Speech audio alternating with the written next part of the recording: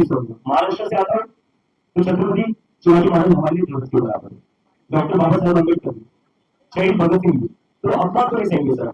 बाकी पुलिस हमारे ऊपर हमारी बाकी कोई गलती बता दीजिए ना सर, 14 दिनों से बैठे हुए हैं, कोई एक भी प्रॉब्लम हुई किसी पुलिस वाले को हमारे पास से, कितना प्यार से बात कर रहे हैं, कोई भी इशू होता है वैसे घुटनों पर आकर भीख मांग रहा सर।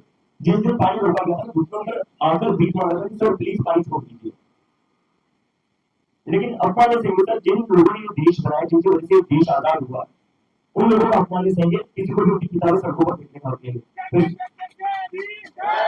हम यहाँ पर किसी सरकार की तख्ता पलट करने नहीं आए हैं, बल्कि हम इसी सरकार में सुशासन लाने आए हैं, गुड गवर्नेंस लाने आए हैं, जिसमें कि एक लोकतांत्रिक सरकार लोगों की सुनती है, लोगों के प्रति सहानुभूति रखती है और संवेदनशीलता रखती है। तो ये शांतिपूर्ण अभिव्यक्ति है जिसे सुना जाए, और जब इसे नहीं सुना जाते तो ऐसे तत्व जो कि शांति में विश्वास नहीं करते, उनकी बात हावी होती है कि ये सब कुछ नहीं है, अशांतिपूर्ण तरीकों से ही मनवाए जा सकते हैं, जैसे कि पड़ोसी देशों में हुआ। तो हम चाहते हैं कि भारत दुनिया की सबसे बड़ी लोकतंत्र के तौर पर शांतिपूर्ण तरीकों को पुरस्कृत करे, ना कि अशांतिपूर्ण तरीकों का इंतजार करें, और लोकप्रिय होंगे। और नहीं करते हैं तो हम तो कौन होते हैं सरकार बदलने वाले, मगर लोग सरकार जरूर बदलेंगे। नमस्कार, अभिनंदन सभी को मिले। जी हाँ, तो 6वां दिन मेरे अनशन का खत्म होने जा रहा है। मेरा शरीर थोड़ा कमजोर हो रहा है, मगर मेरी आत्मा, मेरे रूह बिल्कुल वैसा ही फुर्तीला है और रहेगा। आज मैं आप लोगों को एक नई खबर बताना चाहता था, जिसे कि खुशखबरी भी कहा जा सकता है। जैसा मैं कहता रहा हूँ, 2 मुद्दे मेरे दिल के करीब हैं, शिक्षा और पर्यावरण। और सत्य और अहिंसा मेरा रास्ता रहा है और न्याय मेरी मंजिल। तो जहाँ शिक्षा के लिए हम अभी यहाँ बैठे हैं सुधार के लिए, वहीं पर्यावरण और संस्कृति में हम जो लद्दाख का मसला था पिछले 6 सालों से संघर्ष करते आए हैं, तो आज ही लेह में एक वार्ता हुई लद्दाख के नेताओं और गृह मंत्रालय के अधिकारियों के बीच, और उसमें लद्दाख के जो बचे हुए मसले थे उन्हें लगभग हल कर दिया गया, जिसमें गृह मंत्रालय राजी हुई कि वो लद्दाख में एक खास किस्म का लोकतंत्र स्थापित करेंगे, जैसा लोगों की अपेक्षा थी, और वैसे ही संस्कृति और प्रकृति के संरक्षण के भी उपाय किए जाएंगे, जैसा लोगों की अपेक्षाएं थी। तो ये अच्छी बात है कि लोगों ने आपको आवाज दी, कभी अनशन करके, कभी पदयात्रा करके, कभी जेल जाकर, और फिर आपने भी वो आवाज भले ही देर से मगर सुनी। मैं चाहूंगा सरकार से विनम्र विनती करने की कि शिक्षा में जो ये मसला है, जो ये जवाबदेही है, वो भी आप पूरी करें। इससे आप छोटे नहीं होंगे। गलतियां होती हैं, गलतियां करने से आप इंसान बनते हैं। कहते हैं इंसान गलतियों का पुतला है, मगर जब आप गलतियों को कबूल करते हैं, मानते हैं, तो आप महान बनते हैं। तो इसी तरह जो शिक्षा में गलतियां हुई, जिनके वजह से लाखों बल्कि करोड़ों बच्चों के जीवन में बहुत असर पड़ा और 20 से ज्यादा बच्चों ने तो अपनी जानें दी, तो इसे कबूल करें और इसकी जवाबदेही लें। ये हमारी विनती है, विनम्र विनती है। और अगर इसमें आप सही कदम लेते हैं तो लोग आपकी सरकार को प्यार करेंगे, इज्जत करेंगे। हम यहाँ पर किसी सरकार की तख्ता पलट करने नहीं आए हैं, बल्कि हम इसी सरकार में सुशासन लाने आए हैं, गुड गवर्नेंस लाने आए हैं, जिसमें कि एक लोकतांत्रिक सरकार लोगों की सुनती है, लोगों के प्रति सहानुभूति रखती है और संवेदनशीलता रखती है। तो ये शांतिपूर्ण अभिव्यक्ति है जिसे सुना जाए, और जब इसे नहीं सुना जाते तो ऐसे तत्व जो कि शांति में विश्वास नहीं करते, उनकी बात हावी होती है कि ये सब कुछ नहीं है, अशांतिपूर्ण तरीकों से ही मनवाए जा सकते हैं, जैसे कि पड़ोसी देशों में हुआ, तो हम चाहते हैं कि भारत दुनिया की सबसे बड़ी लोकतंत्र के तौर पर शांतिपूर्ण तरीकों को पुरस्कृत करे, ना कि अशांतिपूर्ण तरीकों का इंतजार करे।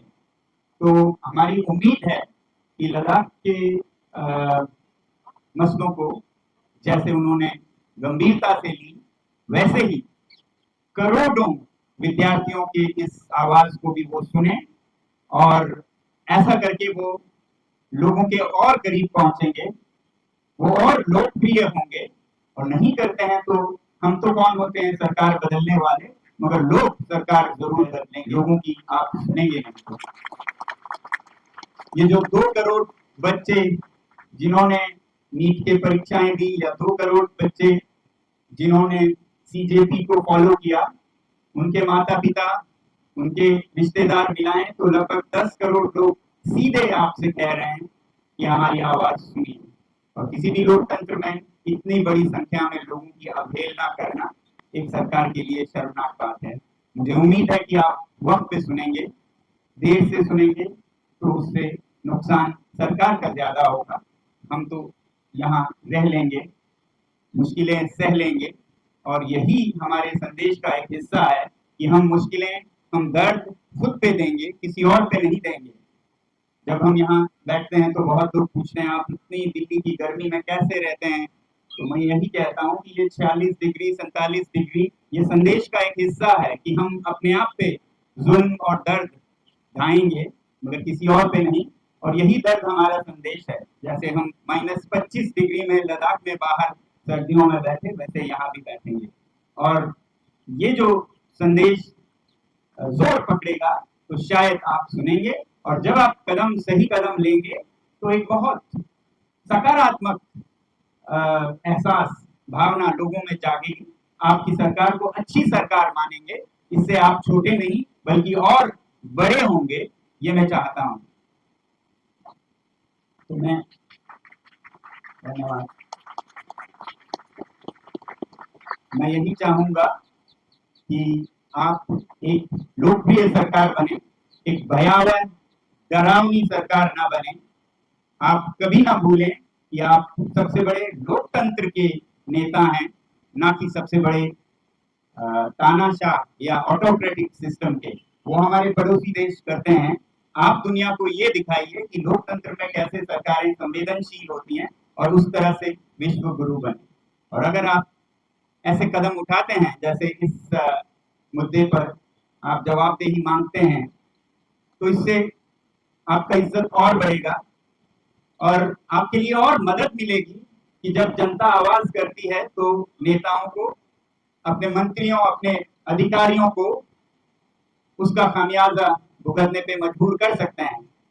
आपके लिए आसान होगा किसी अधिकारी को हटाना या मंत्री को हटाना जब हम आवाज करते हैं। तो हमारी आवाज कोई आपके खिलाफ नहीं है, बल्कि आप देख पाए तो ये आपके लिए एक सहयोग है कि आप एक सुशासन ला सकें। मेरी उम्मीद है कि आधे समय या काल के बाद जो आधी और बची है अभी के सरकार की, वो एक नया सवेरा लाएगा, जिसमें कि सुशासन होगा, जिसमें कि लोग बोल पाएंगे और सरकार सुन पाएगी, और सभी प्रणालियां ठीक होंगी। और जब आप जवाबदेही लेंगे भी तो हम आपका कोई बुरा भला नहीं कहेंगे, तिरस्कार नहीं कहेंगे, बल्कि धन्यवाद देकर उसका जश्न मनाएंगे। और नहीं करते हैं तो ये और भड़कता जाएगा, तो जिससे कि किसी के हित में कोई फायदा नहीं होगा। तो इसलिए हमारी मेरी तो यही विनती है कि जैसे लद्दाख के मसले पे हो रहा है, जिसका हमें आशा है कि ये एक अकॉर्ड या समझौता बन के भी आएगा, अभी तो ये प्रक्रिया है जिसमें अच्छे कदम लिए गए, वैसे ही आप शिक्षा में भी जवाबदेही और सुधार के ठोस कदम लेकर जवाबदेही लेंगे अपने मंत्रियों से, और एक लोकप्रिय सरकार बन के दिखाएंगे। यही मैं कहूंगा आज छपरेंगी पर। इसकी जिम्मेदारी सरकार की, बच्चों का ध्यान हम रखने सारी सुविधाएं तो वही करवा रही थी, सरकार को तो कोई जिम्मेदारी लेनी पड़ेगी, इसलिए बैठे हुए होती न्याय मांग के बैठे हुए। तो सर आप सरकार से पूछिए जाकर उनको फर्क क्यों नहीं पड़ा इस चीज का, यहाँ पर देश का सबसे बड़ा एजुकेशन सेक्टर है। यहाँ पर 25 से ज्यादा बच्चा सेक्टर है, फिर भी सरकार को कुछ नहीं मिल रहा है। कैसी सरकार है ये? इन्हीं की वजह से तो ये मंत्री बने हुए हैं ना। अगर आप फोकस को टाइम वेस्ट करना है, नहीं, नारे नहीं लगाने, नारे नहीं लगाने, बिल्कुल नहीं सर। कॉल देखिए, हम ध्यान रखें उनका सबका। हमारी जो डॉक्टर सबको चेक करें वही डॉक्टर उसको भी चेक करें।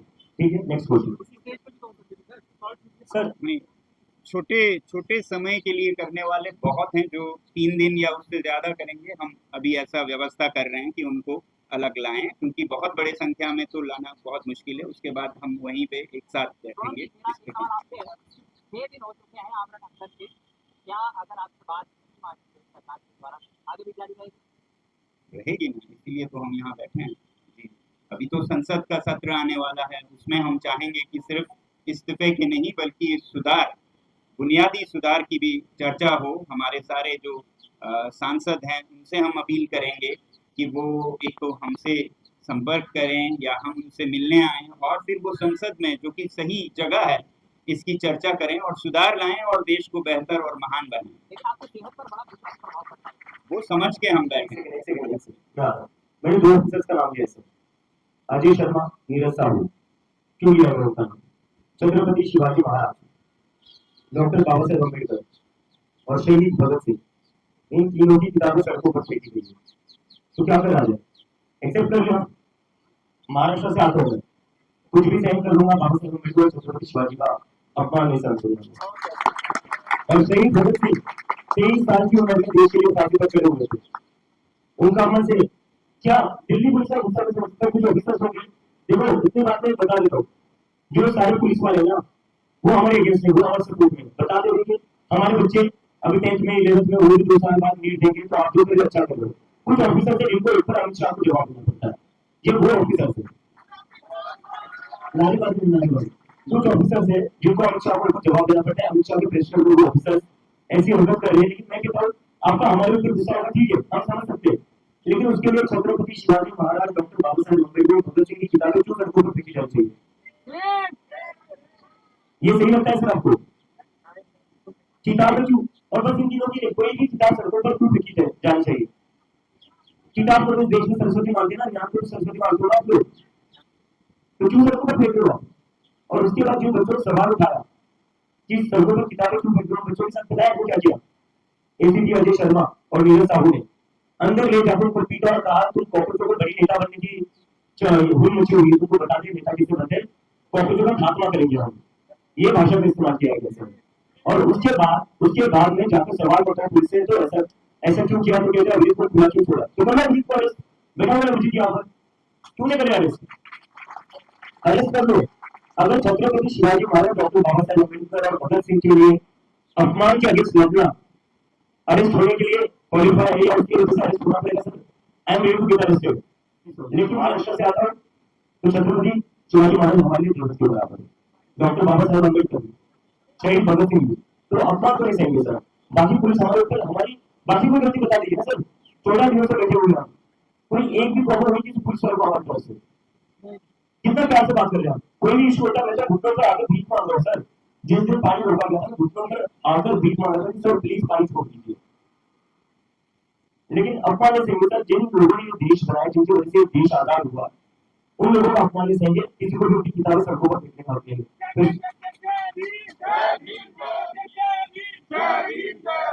देखिए, 1-2 अफसर की बात हो सकती है जैसा इन्होंने कहा, वरना यहाँ पर जो दिल्ली पुलिस या और सुरक्षा बल हैं उनका और छात्रों का रिश्ता मैंने तो बहुत ही अद्भुत और बहुत ही प्यार भरा देखा है, बहुत ही शांति और दोस्ती मैत्री का देखा है, जो कि अपने आप में बहुत अलग है।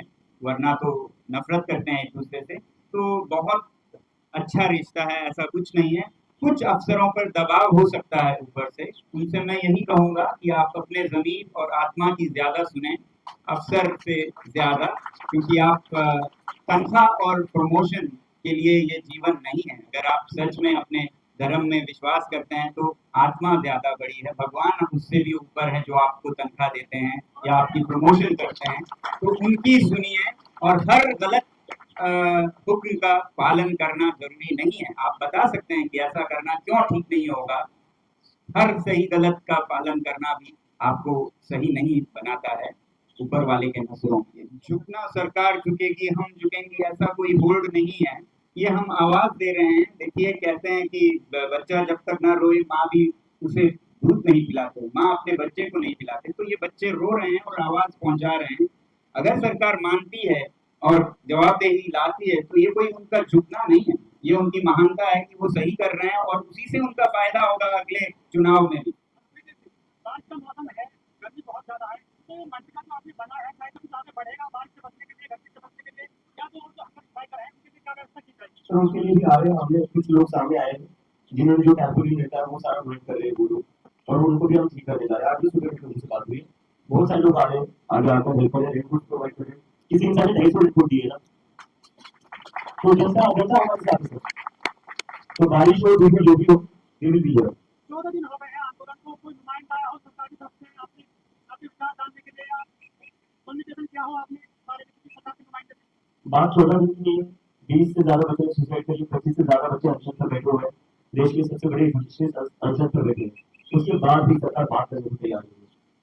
तो मुझे समझ नहीं आ रहा है किस बात का इतना एरोगेंस है। ना तो कुछ नुमाइंदे आ जाते हैं और उसके टाइप से सिक्योरिटी पर्पस, सिक्योरिटी को लेकर आपने क्या व्यवस्था की है आंदोलन पार्टी? हमारे वॉलंटियर्स पूरी रात जागते हैं यहाँ पर।